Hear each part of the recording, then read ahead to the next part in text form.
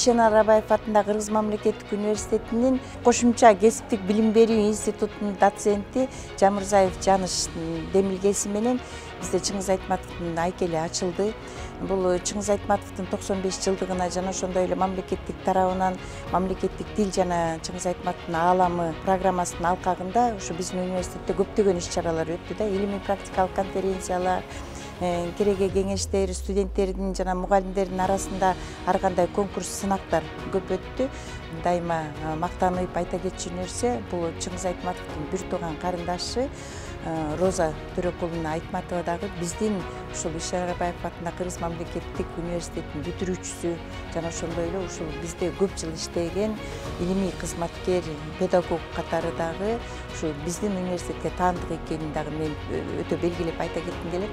Мына бүгүн ушул ачылышына өзү келип, ушул айкелин көрүп, ушул Чыңгыз Айтматовдун өзүнө ушул дал келгени, окшоштугу, аны көрүп ушул өзү дагы көзүнө жаш алып турганы, мен ойлойм, бул ааламга тааныткан кыргызды Чыңгыз Айтматовдун бир тууганы болуу аны үчүн бир жагынан сыймыктуу, экинчи жагынан өтө жоопкерчиликтүү экени дагы сезилди.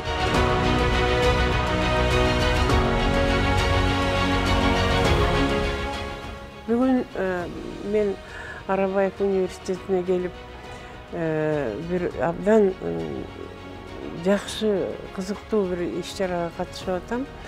Илимий китепканага кире бериште Чыңгыз Төрөкуловдун айкелин орнотуп атышат.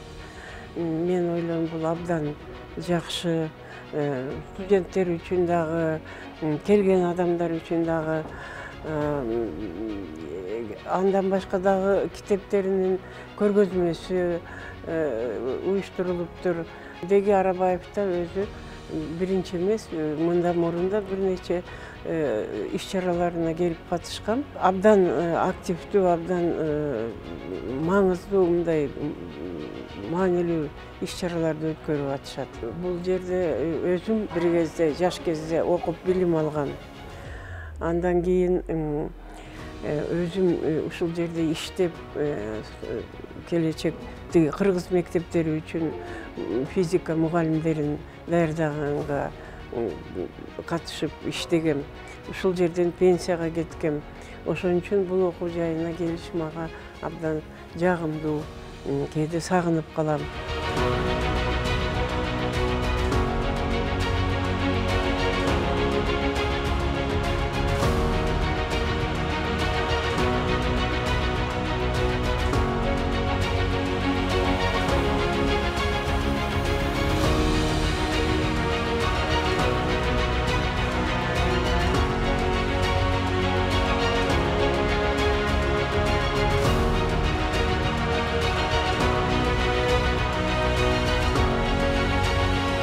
Бұл бюсттің таржымалымындай 2018 жылы Москва шаарына Айтматовдун эстелиги коюла турган болуп калды. Анан ошол эстелик боюнча аябай көп шум гамдар болуп кетти. Анан ошол эстеликке мен жетекчи болуп калдым.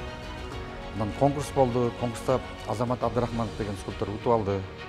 Анан аябай көп кыйынчылыктар менен акырында 2018 жылы декабрда 8 декабрда Айтматовдун эстелиги Москвада ачылды. Ошол Айтматовдун эстелиги ачылгандан кийин мен ошол Азамат Абдрахмановго ушул бюстун жасатып койгон болчумун. Ошондон бери мен мастерскойдо турган бул бюст. Андан кийин мына 23 жылы Кудай буйруган экен, ушул жылы мен бул скульптуранын формасын чыгарып, андан кийин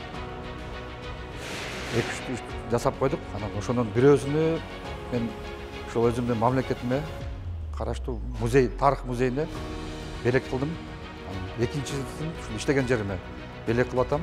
Мына бүгүн Чыңгыз Айтматовдун эстелигин Арабаев атындагы университетте ачып атабыз.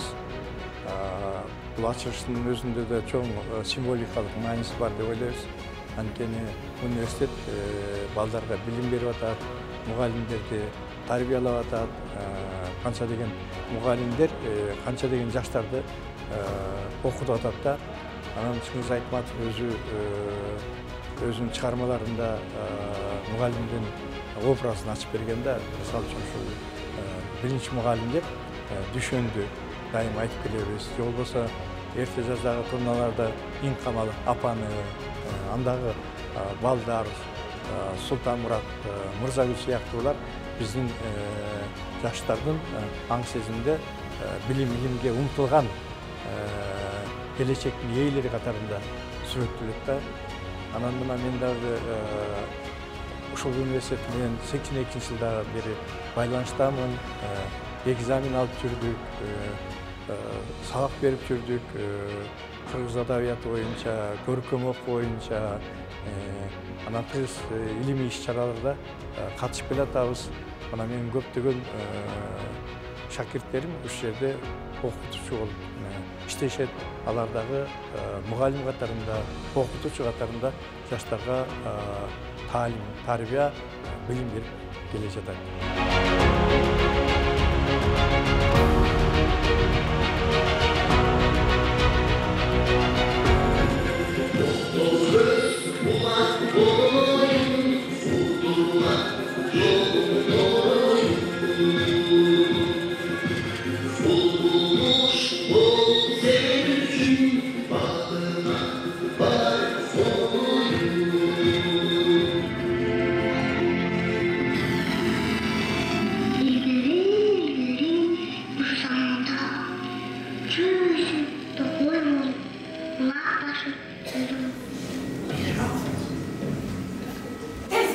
Yeah.